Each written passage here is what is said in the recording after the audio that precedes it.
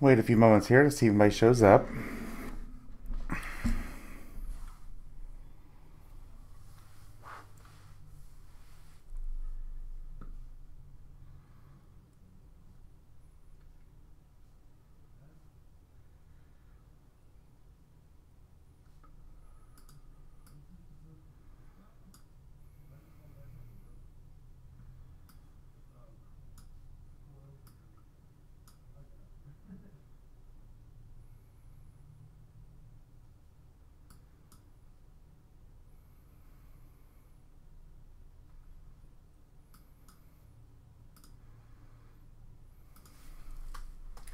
Hi, Melody.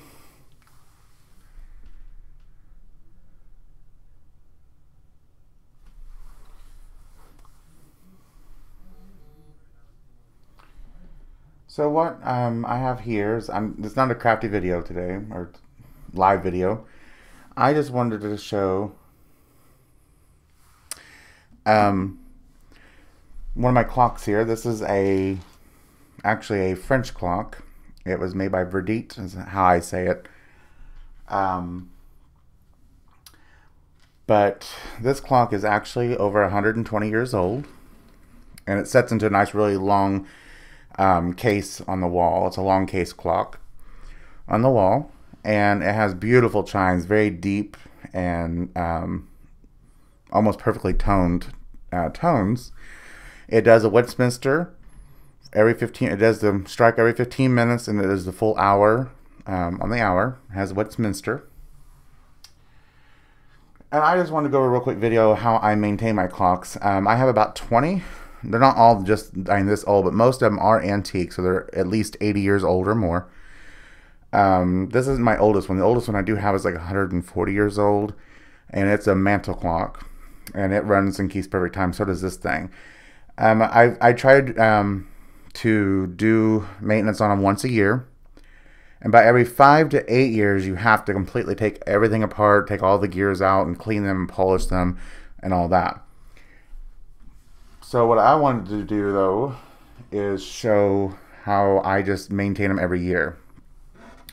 You first start by taking off the hands, and I also have the magnifying glass eyes here for me because some parts are pretty small. But you just start by taking the hands off.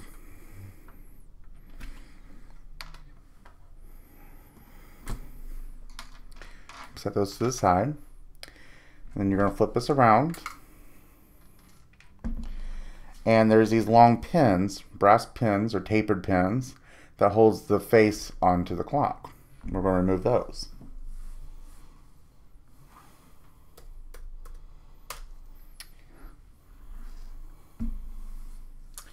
Hey Ken. So there's one. They're very small. I have replacements if I lose these. I actually taught myself how to do most of this on clocks because I have a clocksmith to oil them and clean them. You're looking at about 300 to 500, just depends on the person, per clock. And there's no way I could afford to have all my clocks maintained like that. So I just taught myself and watched a lot of videos. That's the reason why I love YouTube. So the faces come off here. You can set this off to the side. This is what it looks like now without the face. And the big thing that you want to do, like I do every year, is I have this special oil. Yeah, Melody, TikTok. I love the sound of mechanical old world clocks. So I bought this nano oil. This stuff's pretty expensive. It might have come down now. I've had this for a while. As you can see, a tube will last you years. This one is 10 weight, which that's for bigger gears and stuff like that. And this is your 5 weight, or CLP, which is a lot thinner. And that's what you're going to use on the small pivot points. There's supposed to be little bitty diamond dust inside of here that makes it will embed into the brass and actually make a bearing for the pivot points and make them last a lot longer. Yes, I love YouTube. So, what we mean by pivot points I don't know how well this will show up, but see all these little indentations?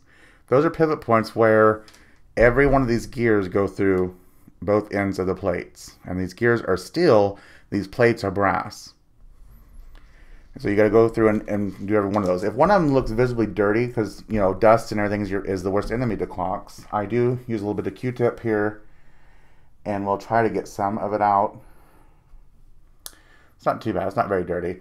Like I said, every 5 to 8 years, though, you do have to actually take this whole thing apart, take all those gears out, clean them, polish all the holes.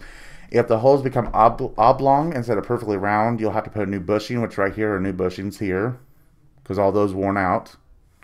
And what happens is over time, the dust will actually become abrasive and actually eat the brass. And that's what happens. So then you got to drill it out and put a new bushing in.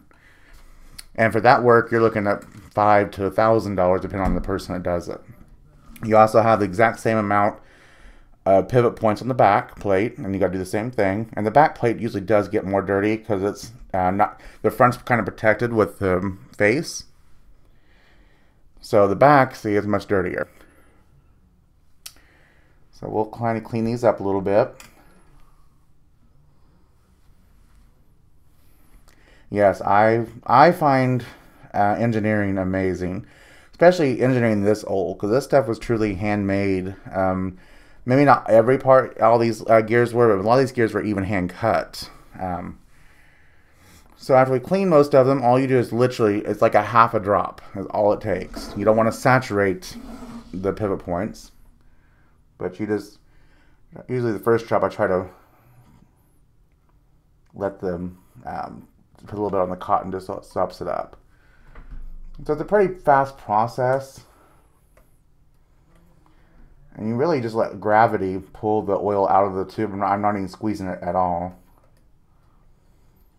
But it's just really good to keep everything well lubricated, because this will really lengthen the life of the clock. And I'm sure there's a lot of clock experts, they tell you, oh, you only do this every 5 years. Well, since I taught myself, I do it every year just to oil it. But I think the true recommended time is only every once every 5 years. You really don't have to oil as much as I do. But since I taught myself, I'm like, well, I might as well do it. So we're just putting some oil there. Oil there and there. And it really is a dying art. There's not many clocksmiths even left that were even, know how to really do this still. And the bad thing is you do get some people that just do it for the money, and they actually do a shoddy job. But I know a clocksmith local that I took one clock there before I learned everything, and he charged me $120 just to even look at it. There's one back there. You gotta sometimes lift these mechanisms up to get behind some of them. Anyhow, he charged me $120 just to look at it, and then another $100 to say he fixed it. When I went to pick the clock up, he's like, oh yeah, it works. He showed me everything and showed me what he done. And I got home, the clock was not fixed. He didn't even change one part on there because I took it apart. And that's when I just was like, you know what, I'm going to teach myself how to do this. Here's some grease. I like it in this little dispenser thing I bought. I just like put a little grease here on these are the locking cams for the big winding up of the springs, and there's one back here. So that one still got quite a bit. Let's put a little bit on this one. Now sometimes it's hard to get it. There it goes. This stuff is really thick.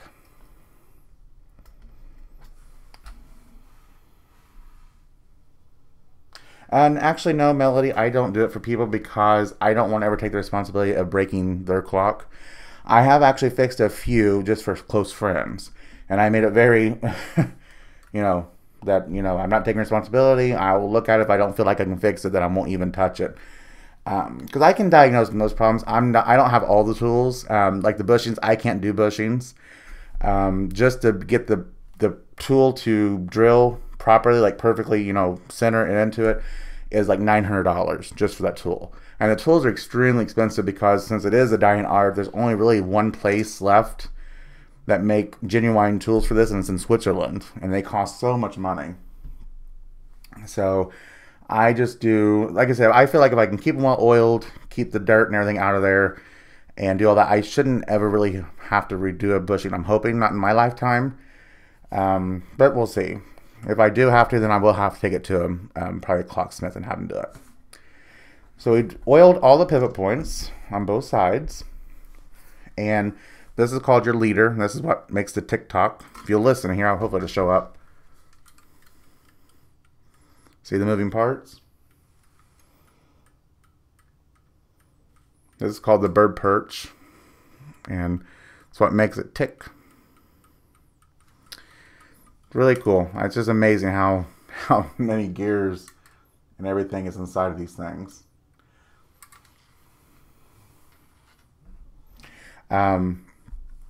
So now we've oiled all that. One last thing I try to oil, and it's hard to get to them without taking it completely apart, is getting oil onto the springs.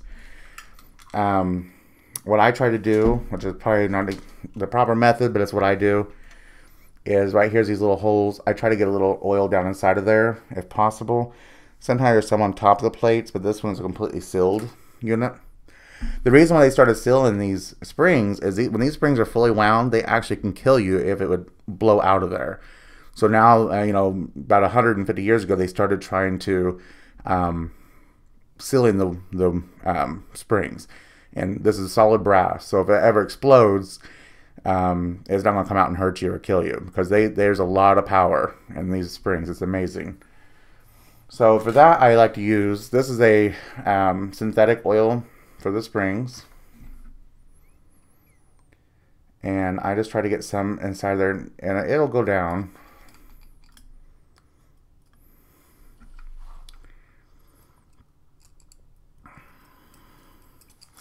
Actually, this clock here, if you look back through my channel, some of the very first videos I ever put up was of all my clocks. This one's on there if you want to listen to how beautiful it sounds. This is definitely one of my favorite ones I have, and I ordered it off, actually I bought this off eBay, was where I bought this one. And I got a really good deal. I think I only paid like $300 or $400 for it. And like I said, this one comes from Paris, and I love it.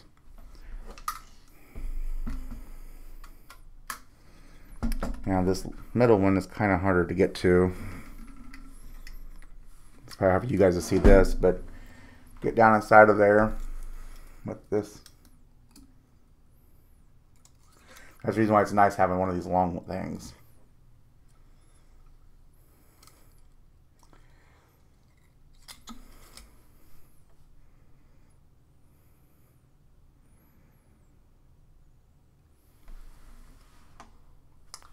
So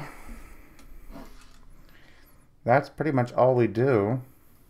I'll show you kind of how the mechanism works here. So when the clock gets ready to strike, this thing here is called the nautical, and it goes around, and you should lift up your hands here. If I can get it to do it.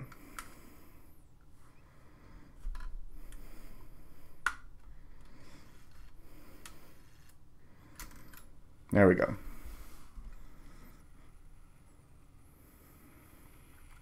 I let the spring go down so it's not moving as fast. But this is the flyer wheel. It keeps the speed consistent. Here's this thing. See, it's counting. Every one of these teeth is one strike, and it moves it up. See that?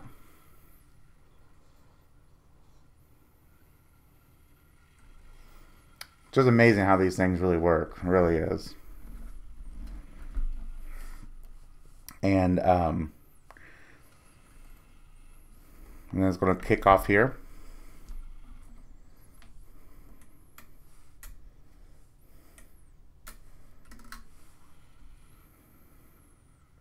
So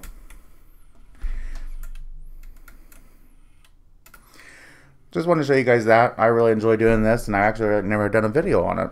But the most important thing is just keeping oil on them and keeping the dust off them. That's why it's nice having them in a case. But now we'll put the face back on. And I remember where I put, there it is.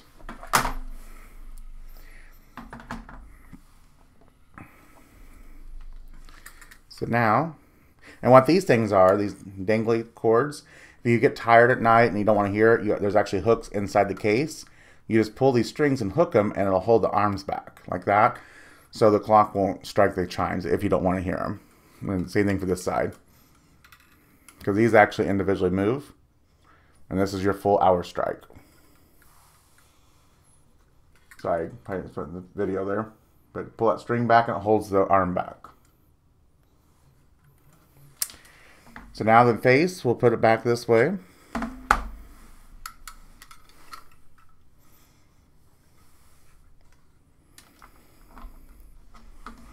And you just try to line it all up.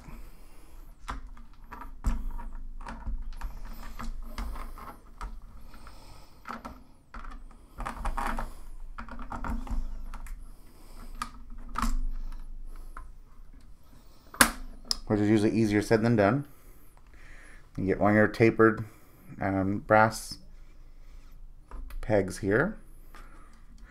And you don't put these in very tight because brass can expand and swell with heat and moisture changes. So you just push them in finger tight. That's all it needs. So if you pound them in, then you'll probably not get them back out after they've sat in there for a while.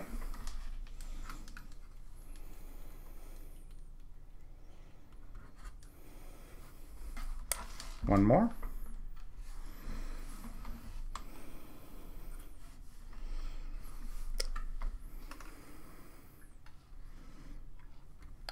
Okay, now we'll put the hands back on, which is around 8 o'clock. Oh, gotta put the hour hand on first.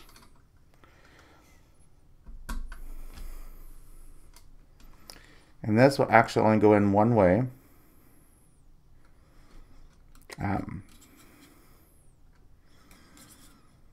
Which is right about there. And there we go. And it's back. We'll slide it back into it. Slides on these two brackets right here. It slides into the case like that. But so yeah, if you ever, another thing I can tell you guys, if you see these 3 holes here, these are called winding arbors. And here's the actual key. I'm assuming this is the original key. It kind of looks like it, but I can't really confirm that. But you just wind them, and really, honestly, these clocks, you really can't overwind these clocks. Now, you don't want to go too fast. That's what sometimes can break the springs. But you just do it until it's so hard, you'll feel resistance.